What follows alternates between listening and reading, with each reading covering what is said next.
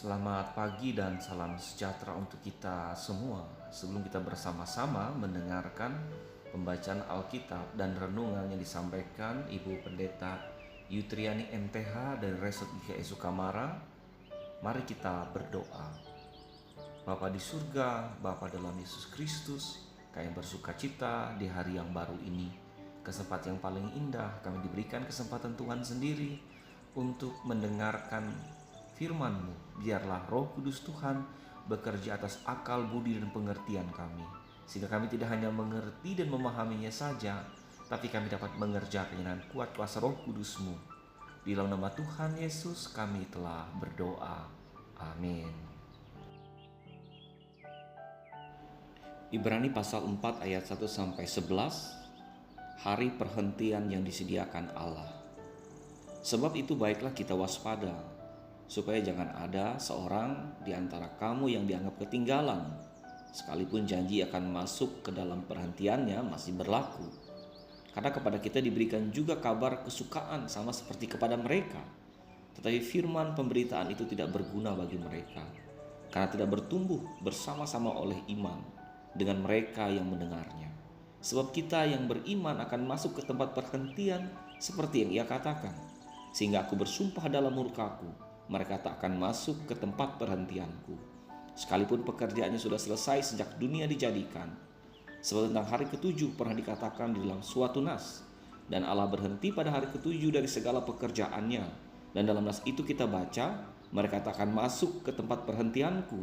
Jadi sudah jelas bahwa ada sejumlah orang akan masuk ke tempat perhentian itu, sedangkan mereka yang kepadanya lebih dahulu diberitakan kabar kesukaan itu tidak masuk karena ketidaktaatan mereka.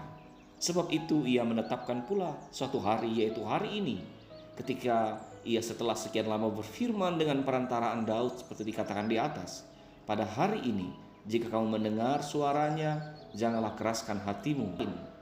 Sebab andai kata Yosua telah membawa mereka masuk ke tempat perhentian, pasti Allah tidak akan berkata-kata kemudian tentang suatu hari lain. Jadi masih tersedia suatu hari perhentian, hari ketujuh bagi umat Allah. Sebab barang siapa telah masuk ke tempat perhentiannya, ia sendiri telah berhenti dari segala pekerjaannya, sama seperti Allah berhenti dari pekerjaannya. Karena itu baiklah kita berusaha untuk masuk ke dalam perhentian itu, supaya jangan seorang pun jatuh karena mengikuti contoh ketidaktaatan itu juga. Yang berbahagia setiap orang yang mendengarkan firman Allah dan yang memeliharanya.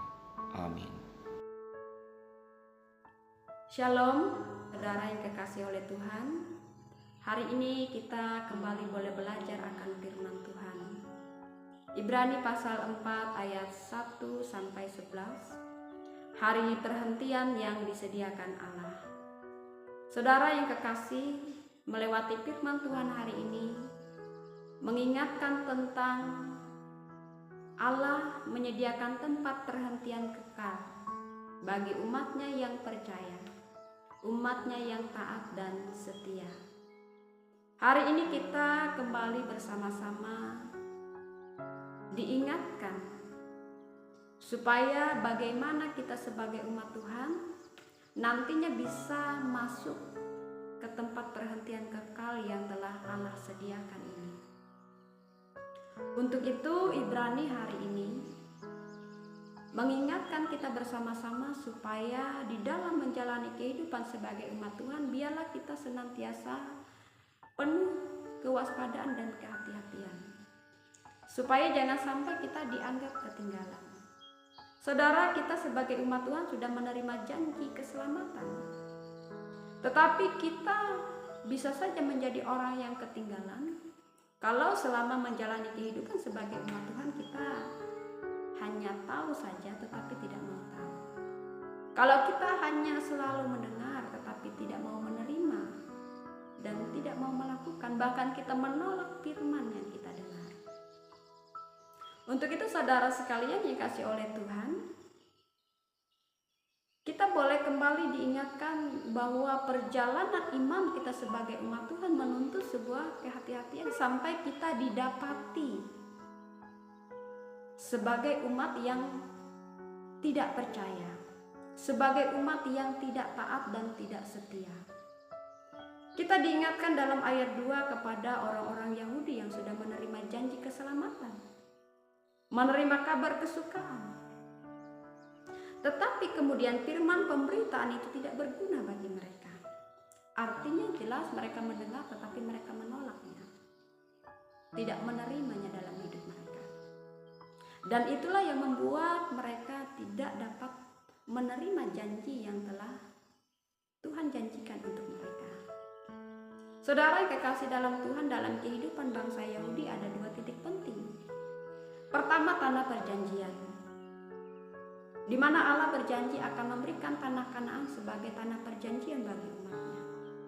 Tetapi ketika mereka keluar dari tanah Mesir, tidak semua dari mereka yang berjalan menuju tanah perjanjian itu bisa masuk ke dalam tanah perjanjian tadi.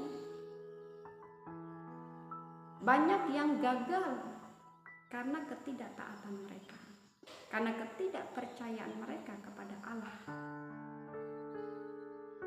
Kemudian yang kedua, ketika Tuhan Yesus datang sebagai penggenapan janji Allah, di mana Allah berjanji bahwa dari seorang perempuan akan lahir seorang yang nantinya akan menyelamatkan umatnya.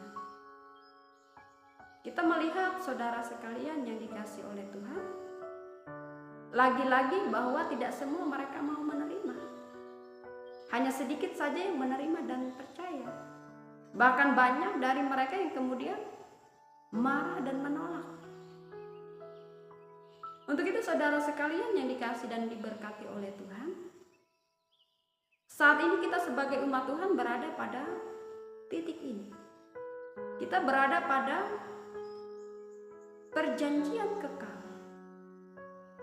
di dalam Yesus Kristus, di mana setiap orang yang percaya kepada Yesus akan diselamatkan.